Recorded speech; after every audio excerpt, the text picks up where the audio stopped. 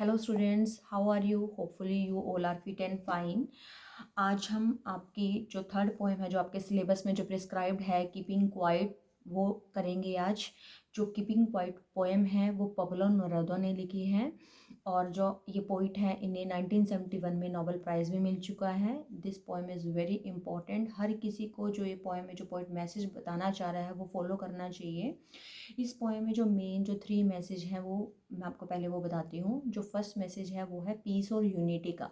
Poet चाहता है कि हमारे पूरे वर्ल्ड में पीस हो, यूनिटी हो लोगों के बीच में। सेकंड मैसेज है म्यूचुअल अंडरस्टैंडिंग का, कि हम आपस में एक दूसरे के इंटेंशन को समझ पाएँ। थर्ड मैसेज है जो पोइट है इसमें नेसेसिटी के बारे में बात करता है। वो नेसेसिटी किस चीज़ की नेसेसिटी है वो आपको बिल्कुल ध्यान से याद रखना है। सेल्फ इंट्रोस्पेक्शन के बारे में। इंट्रोस्पेक्शन का मतलब क्या होता है कि जब हम सेल्फ एनालिसिस करते हैं, जब हम अपने बारे में सोचते हैं टाइम निकाल के, तो इसके ऊपर भी जो पोइट है वो एम्फेसाइज करता है। Now let's begin the line by line explanation of this poem. Now we will count to 12 and we will all keep still for once on the face of the earth. Let's not speak in any language. Let's stop for 1 second and not move our arms so much. अब जो poet है वो line कैसे शुरू कर रहे हैं कि वी विल काउंट टू 12, मतलब कि अगर हम 12 तक काउंट करें, वी किसके लिए है? हम सभी के लिए है। कि अगर हम सभी काउंट करते हैं 12 तक, यहाँ पे 12 आई थिंक 12 मंथ ईयर होता है जैसे, ठीक है।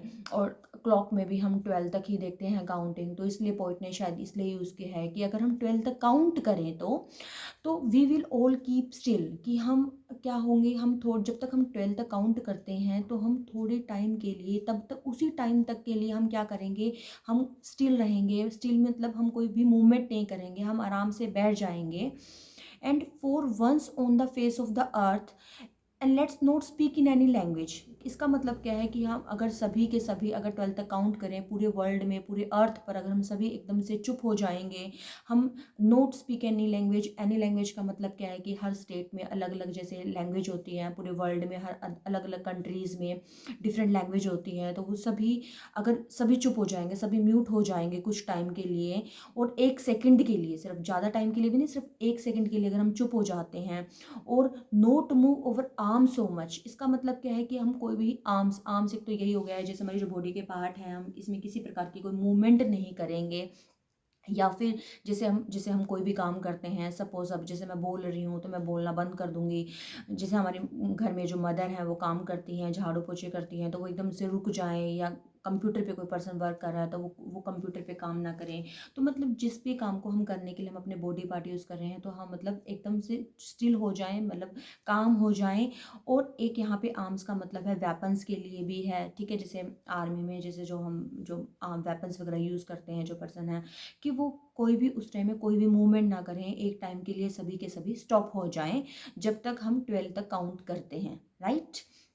नेक्स्ट पॉइंट क्या कहते हैं, it would be an exotic movement, मतलब कि जो वो कितना एक स्ट्रेंजर, एक अनफेमिलियर मूवमेंट होगा, कि पूरे वर्ल्ड में जब कोई भी 12 तक काउंट करते टाइम में जब भी कोई भी मूवमेंट नहीं होगी, ठीक है, और जब सब चुप रहेंगे, साइलेंट रहेंगे, किसी भी लैंग्वेज में कोई बात नहीं होगी, तो क्या होगा, नॉन वर्बल में मतलब एक क्या होगा, यूनिटी आएगी, एक पीसनेस आएगी हमारे सभी ह्यूमन बींग्स के अमंग, ठीक है। और नेक्स्ट क्या है कि without rush, without engines. Without rush मतलब क्या है कि हम अपनी लाइफ में इतना बिजी रहते हैं, हम मतलब बिना ही नॉन स्टॉप हम चलते रहते हैं, कोई ना कोई एक्टिविटी कोई ना कोई पर्सन करता ही रहता है, ठीक है।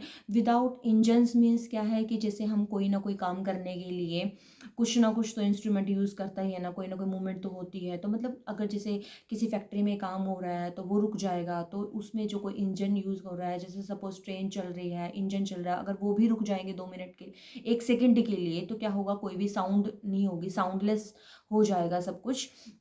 We would all be together, और उस टाइम में, उस मोमेंट में हम सभी क्या हो जाएंगे, यूनाइट हो जाएंगे, सभी क्या है, टुगेदर हो जाएंगे। And in a sudden strangeness, और एक अलग से प्रकार की स्ट्रेंजनेस आएगी हम सभी के बीच में, हम सभी के बीच में एक यूनिटी आएगी, पीस आएगी, पोइट ये कहता है हमें।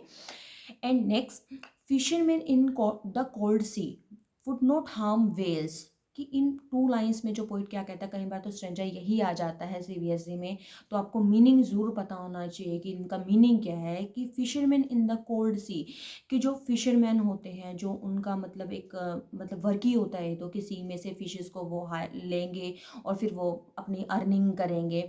तो अगर फिशरमैन भी जब कोल्ड सी में से अगर जैसे फिशेस ले रहे हैं, जो लेंगे, तो उससे क्या होगा, अगर वो इंट्रोस्पेक्शन करेंगे, अगर वो 1 सेकंड के लिए रुक जाते हैं, तो क्या होगा, जो हमारी जो वाटर मैरीन होती हैं उनको वो हार्म नहीं कर पाएंगे।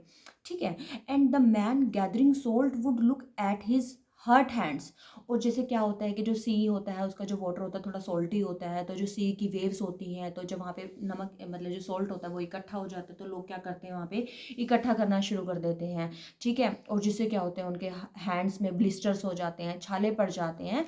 तो अगर वो लेकिन अपना मतलब वो लगे हुए हैं इसी उसमें कि हमें सॉल्ट इकट्ठा करना है, इवन वो अपने हाथों को भी नहीं देखने की वो हर्ट कर रहे हैं, अगर वो भी इंट्रोस्पेक्शन करेंगे, 1 सेकंड के लिए रुक जाएंगे, तो वो भी सोच पाएंगे कि देखो हम अपना कितना नुकसान कर पा रहे हैं, हम अपना कितना नुकसान कर रहे हैं इस चीज़ से। ठीक है।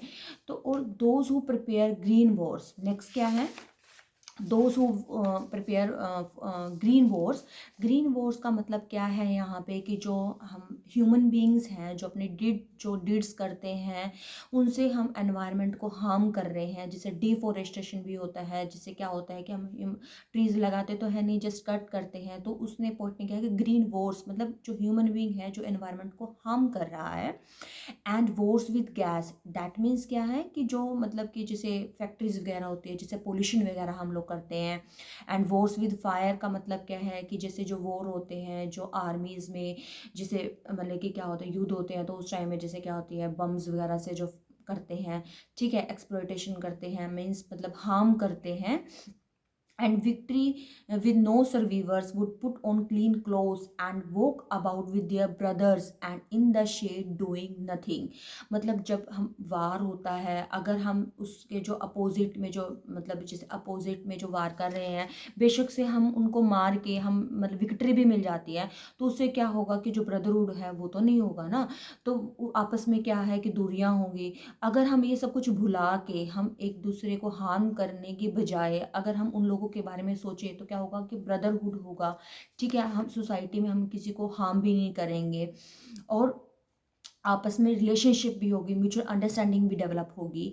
And what I want should not be confused with total inactivity. अब पोइट क्या कहता है कि मेरा अगर ये मीनिंग नहीं है कि जैसे हम चुप हो जाएं या हम शांत हो जाएं थोड़े टाइम के लिए, तो इसका मतलब ये नहीं है कि हम बिल्कुल कोई भी एक्टिविटी नहीं करेंगे।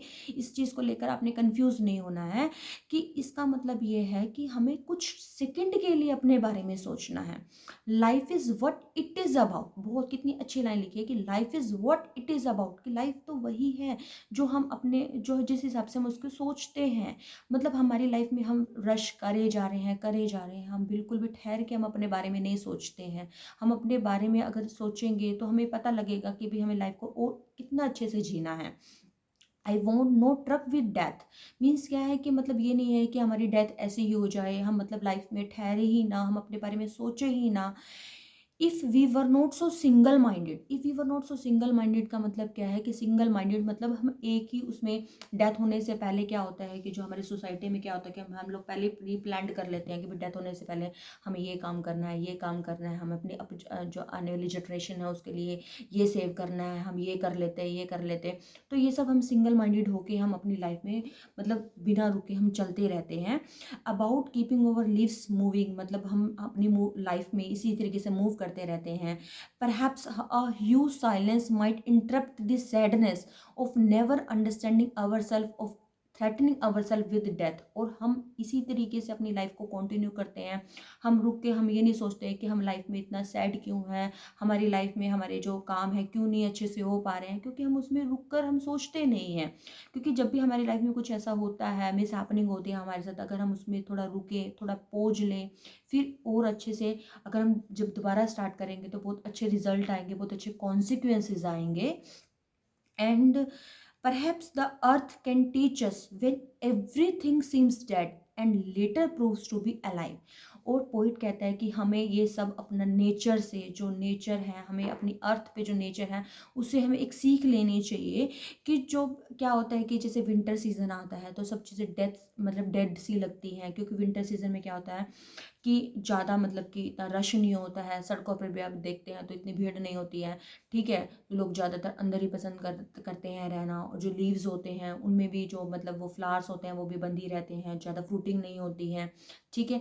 तो और जैसे बर्ड्स होती हैं, जैसे जल्दी घर चले जाते हैं, दिन छोटे हो जाते हैं, रातें बड़ी हो जाती है, तो मतलब सब कुछ मतलब डेथ सा लगता है, लेकिन वो कुछ शॉर्ट टाइम के लिए होता है। विंटर सीजन के बाद स्प्रिंग सीजन भी आता है, ठीक है। हर चीज़ों में मतलब कि खिल के आती हैं, फिर समर सीजन भी आता है। तो मतलब क्या है कि हमें अर्थ नेचर से भी सीखना चाहिए। एक टाइम तो नेचर भी पोज लेती है दोबारा फ्रूटिंग करने से, ठीक है। तो now I will count up to 12 and you keep quiet and I will go. अब पोइट हमें कहता है कि भाई मैं तो 12 तक काउंट करता हूँ, मैंने तो अब आपको तुम्हें मैसेज दे दिया है कि जब मैं काउंट कर रहा हूँ तो आपको क्या करना है। अब आपको ये देखना है कि आपने मतलब इंट्रोस्पेक्शन करनी है या नहीं करनी है। और पोइट कहता है कि अब मैं यहाँ से चला जाऊँगा। तो मतलब कितना अच्छा मैसेज दिया है हमारे इस पोएम में पोइट ने, कि हमें अपनी लाइफ में हम रशली करते रहते हैं, मूव करते रहते हैं, हम बिल्कुल भी अपने बारे में नहीं सोचते हैं। हमें थोड़ा सा पहुँच लेना चाहिए, हमें अपने बारे में सोचना चाहिए कि हम क्या कर रहे हैं, क्या इस चीज़ का रिजल्ट आने वाले हैं। ओनली देन हमारी लाइफ में हम अपनी लाइफ को एंजॉय कर सकते हैं। Okay, thank you. आज थोड़ा वीडियो लंबा हो गया क्योंकि ये थोड़ा पोएम लंबी है। अगर आपको इस पोएम को समझने में कोई दिक्कत आई है तो आप प्लीज़ कमेंट सेक्शन में राइट करें, और मैं आपको थैंक यू बोलूँगी कि आपने मेरी पोएम मेरी जो वीडियो है आप उसको लाइक करते हैं। थैंक यू सो मच, क्योंकि आप वीडियो को लाइक कर रहे हैं तभी वीडियो मेरा बनाने का मन भी करता है। और अभी सिर्फ ये नहीं है कि मैं आपको जो सिर्फ पोएम को एक्सप्लेन करूँगी, मैं आपको पोएम का जो पोइटिक डिवाइसेस हैं एक पूरी वीडियो मैं उसके ऊपर ही बनाऊँगी कि पोइटिक डिवाइसेस क्या हैं, जो थीम है, क्वेश्चन आंसर्स हैं, एक्सट्रैक्ट है, वो हम आने वाली वीडियो में डिस्कस करेंगे। Okay, that's all, bye bye.